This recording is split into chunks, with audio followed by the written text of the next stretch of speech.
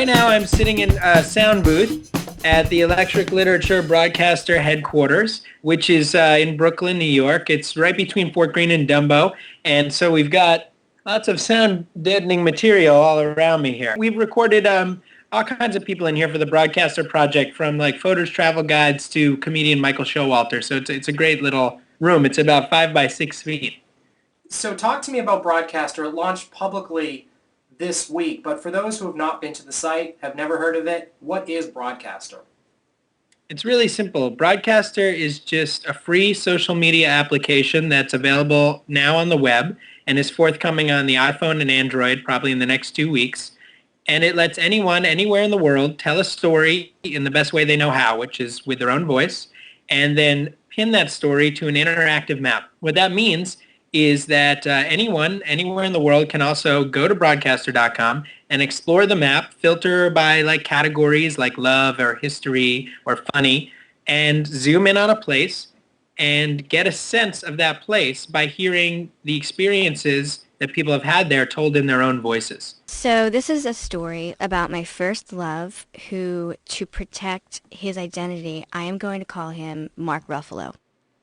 So when I was 15 years old, I fell in love with a boy named Mark Ruffalo, and he was 2 years my senior. He was also in theater, and I loved him deeply and truly, much like Juliet loved Romeo. It's kind of like creating like an invisible layer of history and memory over the entire world. And on the mobile side, you can actually use the application, of course, out in the real world where you are. And so instead of just exploring on the map, you can tell the application, hey, figure out where I am, figure out what I like, and then automatically play stories for me based on my physical place. So for instance, if you want to hear love stories and it's Sunday and you are going to brunch in the West Village, you can filter for love stories, hit geoplay, which means geolocated playback, and then you take a walk. And as you're walking down Christopher Street with your earbuds in, you're looking around, your hands and your eyes are free, but when you pass a restaurant where there's a love story pinned or a corner where there's a love story pinned, it'll play automatically. So it's as if the kind of place is speaking its secret history to you.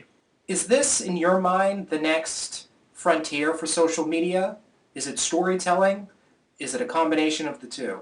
I think that if social media has a next frontier coming, it has a lot to do with mobile. And mobile, by default, means both global and hyper-local at the same time. Because with mobile devices, we can be anywhere in the world, and we can access information at any time, at any point, but we also have a device in our hands that knows where we are, which means the information we access doesn't have to be general or high level. It can be about the exact place where we're standing. And so just as over the last 20 years, computing has changed, and at first it looked like someone sitting and typing like this at work, and then slowly it looked like someone sitting and typing like this, but maybe in a cafe with a laptop. And then eventually it started to look like this, with people using their thumbs.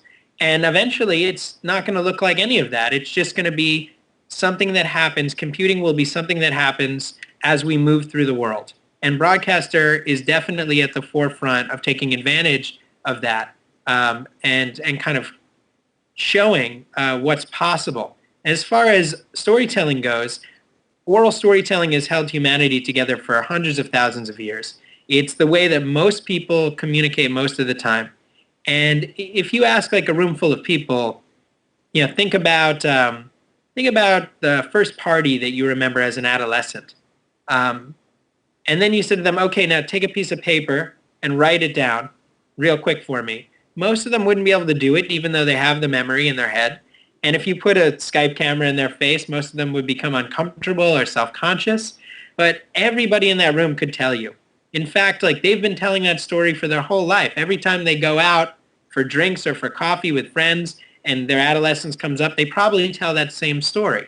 And it's the way that they tell it that expresses to the listener a lot about how they feel about it. So, storytelling is incredibly important. What's remarkable is that there's Twitter, there's YouTube, there's blogs, there's Flickr, there's Facebook, there's all of these amazing applications that we use every day, and yet none of them are taking advantage of the human voice and the human need to both tell and hear stories. So I think, in a weird way, it's like what's old is new. It's the oldest form of communication. We've just figured out a way to shoehorn it into the newest technology. And who's telling their stories right now? I know that you have some partner organizations that have contributed some audio. So talk to me a little bit about the groups that you've gotten together with, and also just the individuals, how you connected with them. Sure. We've got about 100 partnerships. About 35 of them are with major cultural institutions. And some of those include like UNICEF, the 9/11 Memorial, the Shoah Foundation, which does Holocaust survivor testimony, was started by Steven Spielberg after he did Schindler's List. The New York City Department of Parks, Fodor's Travel Guides. There's a whole laundry list. And then arts organizations like Earsay and the Neo-Futurists, which are amazing theatrical stuff you should definitely look for on there. Message-driven organizations like Invisible Five. The list goes on and on and on, but one that we're very, very proud of is the partnership with the 9/11 Memorial Museum. This is the 10-year of 9/11, 10-year anniversary, and the memorial will be opening this year. And because Broadcaster is a partner on that project, it means that visitors to the World Trade Center site will actually be able to tap into stories at the site told in the voices of first responders, the families of victims, cops, firefighters, people that were affected on that day. Hi, I'm Detective David Brink of the New York City Police Department Emergency Service Unit. On September 11th, I was then Police Officer David Brink, assigned to Emergency Service Squad Number 3 in the Bronx. The focus of all of our partnerships is actually to show different ways that Broadcaster can be used. There are people that we think are doing exemplary work with the service. So even comedians like Michael Showalter, his content on there is fantastic. Or Closet Cases, which is gay comics telling their coming out stories. All of these different use cases are kind of shown through these featured partners. But of course, it's not just for big commercial enterprises or celebrities. The majority of content on Broadcaster is just individuals, as you mentioned. And last year, starting around, I guess, when was it? July, I started to meet with about 5 to 7 people a day for about 4 months straight, 7 days a week. And that gave us a foundation of really passionate, awesome, interesting people in New York that contributed stories to the service before the service even existed. You are one of the co-founders of Broadcaster, I should mention, along with your Electric Literature co-founder, Andy Hunter. Why did you and Andy want to start Broadcaster? Well, when we started Electric Literature, we met in an MFA program for fiction writing. In 2006, there was a lot of gloomy talk about the future of literary content, storytelling, written content. This is like pre-iPhone 4. This is way before the iPad was even a rumor. This was before the Kindle. This is before all this stuff. Twitter had not yet really caught on. It was just a different landscape, and people were very unsure about what was going to happen to the way that we express ourselves and communicate through story. The publishing industry was terrified.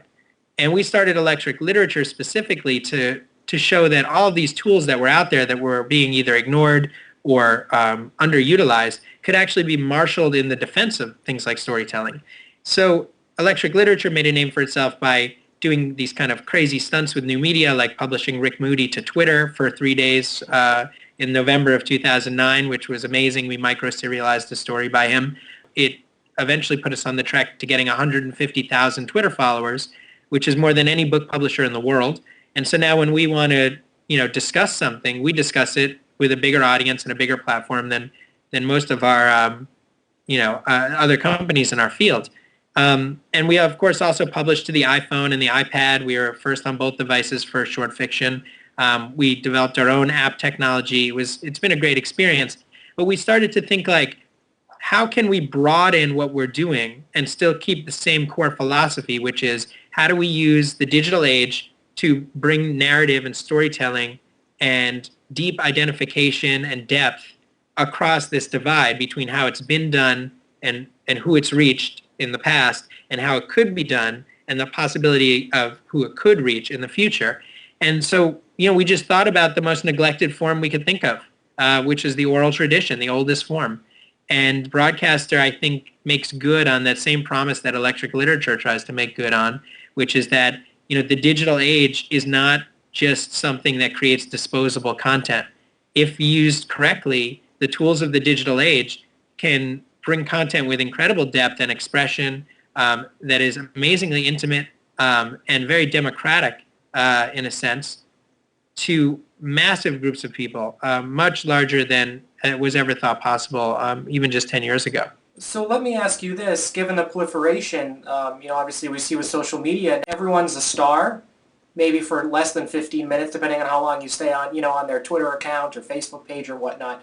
But as we have more storytellers out there through websites like Broadcaster, does it dilute in any way the individual power of the story? I don't think that there have ever been as many ways to project your story out into the world as there are today, which is basically what you're suggesting.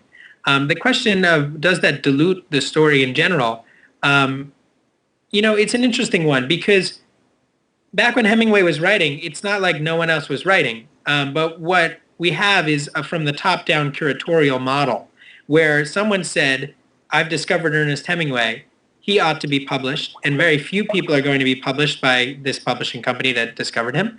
And so as a result, you have a very small pool of visible story creators, but that doesn't mean that there were not thousands of other people around the world writing. They just weren't heard. And, of course, over time, people have decided what remains in the canon. So the canon is always changing. The difference today is that we have access to more information to sift through. And one of the things that makes Broadcaster unique is that it has a rating system. So when you do hear things that you like, you can let your voice as one of potentially millions of curators be known. And your contribution allows that story to float to the top. And on Broadcaster, sure, there will be Broadcaster stars. In a sense, you could say everyone has the opportunity to be heard. The people that will become like quote unquote stars on the service will be the people that are brought into that position by the other members of their community. And that's a from the ground up model as opposed to from the top down. Scott, thank you for helping to bring a few more great stories into the world. Yeah, my pleasure. It's what I love. I'm not in this because I'm a tech guy. Like I'm in this because I studied fiction writing and philosophy and I think storytelling is the most important thing I could think of. People connecting, like there couldn't be something more important than that in this world in a very base way. If we were more connected across cultures and across great distances, I think there would be more empathy across cultures and ultimately we'd have a better world to live in. So, we're in this to make a difference, on that level. Scott, thank you so much for taking the time to talk with me. Sure, thanks, Max.